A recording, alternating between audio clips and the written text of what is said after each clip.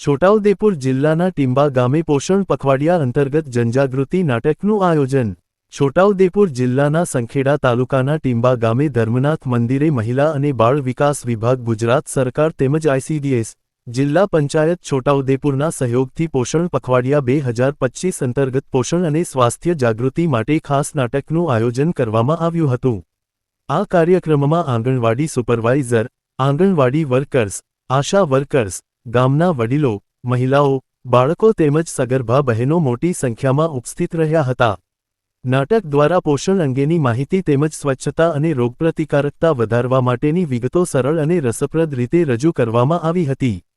જાહેરમાં યોજાયેલા આ કાર્યક્રમને લોકોએ બહોળો પ્રતિસાદ આપ્યો હતો અને આ પ્રકારની જાગૃતિ પ્રવૃત્તિઓથી સમાજમાં પોઝિટિવ બદલાવ આવશે એવો આશાવાદ વ્યક્ત થયો હતો। રિપોર્ટર પ્રશાંત પરમાર, ટીંબા, સંખેડા।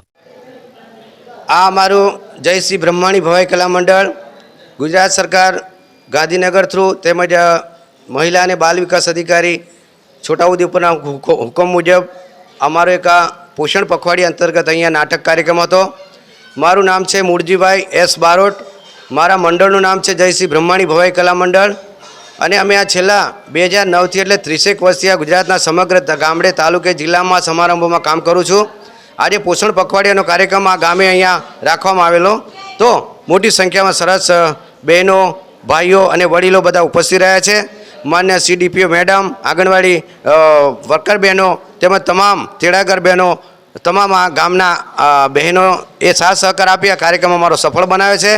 એમને પણ ખૂબ ખૂબ ધન્યવાદ આપીએ। સરસ કામગીરી કરી રહ્યા છે એ લોકો પણ, સાથે સાથે અમારી કામગીરી પણ આ લોકોએ બિરદાવી છે અને આ કાર્યક્રમ અહીંયા પૂરો કરીએ છીએ અમારો। જય હિન્દ, જય ભારત, બોલો ભારત માતા।